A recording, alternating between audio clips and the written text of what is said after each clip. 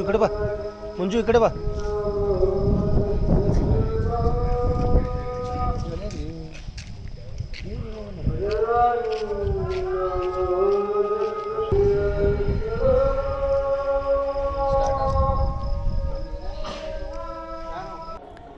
Shri Ram Sena activists played Hanuman chalisa and bhajans in several parts of Karnataka, including Gadag, Dharwad, Yadgir, Chikmagaluru, Vijayanagara, Bagalkot and Hassan at around 5 a.m. The Hindu outfit has been opposing azaan on loudspeakers installed at mosques.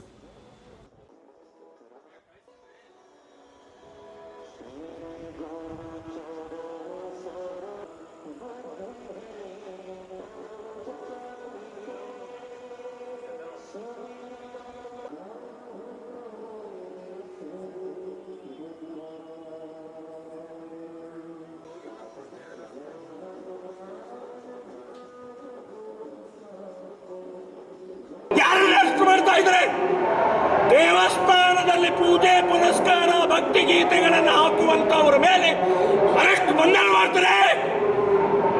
ಧಿಕ್ಕಾರಿರಲಿ BJP ಸರ್ಕಾರಕ್ಕೆ. ದೇವಸ್ಥಾನಕ್ಕೆ ಪೂಜೆ ಮಾಡುವಂತವರನ್ನು, ದೇವಸ್ಥಾನದಲ್ಲಿ ಭಕ್ತಿ ಗೀತೆಗಳನ್ನು ಹಾಕುವಂತವ್ರು ಬಂಧನ ಮಾಡ್ತಾರೆ. ನೀವು ನಾಚಿಕೆ ಆಗ್ಬೇಕ್ರಿ ಬಿಜೆಪಿ ಸರ್ಕಾರ. ಬಿಜೆಪಿ ಸರ್ಕಾರ ನೀವು ಹಿಂದುತ್ವ, ಹಿಂದೂ ಸಂಸ್ಕೃತಿ ಅಂತ ಹೇಳಿದಂಥ ಈ ವಿಚಾರಧಾರೆ ಇರತಕ್ಕಂಥವ್ರು ನೀವು ಬಂಧನ ಮಾಡ್ತೀರಿ, ನೀವು ನೋಟಿಸ್ ಕೊಡ್ತೀರಿ. ಎಷ್ಟು ಜನರು ಬಂಧನ ಮಾಡ್ತೀರಿ ಮಾಡಿ ನೋಡೋಣ. ನಿಮ್ಮ ಹತ್ರ ಎಷ್ಟು ಜೈಲಿಗೆ ತುಂಬ. ನಾಳೆಯಿಂದ ಈ ಆಂದೋಲನ ಇನ್ನೂ ಉಗ್ರ ಆಗುತ್ತೆ. ನೀವು ಕ್ರಮ ತಗೊಳ್ಳುವವರೆಗೆ ಈ ಆಂದೋಲನ ಹೊರಡುತ್ತೆ.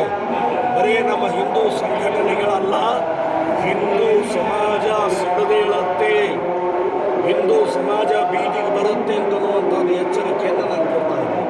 Karnataka, the people of Karnataka, 99%, they seek peaceful society in the state. And it's a responsibility of the state government to make an environment where people live peacefully and with the humanity and solidarity. And in every section of the society, few people, 1% of the people, fringe elements, are trying to create some problems in the hatred society. Regarding this, the government should take into consideration and take strict action, and the peace should be maintained. That is our request, and CM has agreed on that. ಈಗ ಅಜಾನ್ ಬಗ್ಗೆ ಹೇಳಬೇಕಾದ್ರೆ supreme ಕೋರ್ಟ್ನ ಆದೇಶ ಈಗಾಗಲೇ ಇದೆ, ಎಲ್ಲರಿಗೂ ಅನ್ವಯಿಸ್ತದೆ. ಆದ್ದರಿಂದ ಅದನ್ನು ಅತ್ಯಂತ ಸೌಹಾರ್ದತೆಯಿಂದ ಅನುಷ್ಠಾನ ಮಾಡಬೇಕು ಅನ್ನುವಂಥದ್ದು ಬೇರೆ ಬೇರೆ ರಾಜ್ಯಗಳಲ್ಲಿ ನಡೀತಾ ಇದೆ, ಗಮನಿಸಿದ್ದೇವೆ.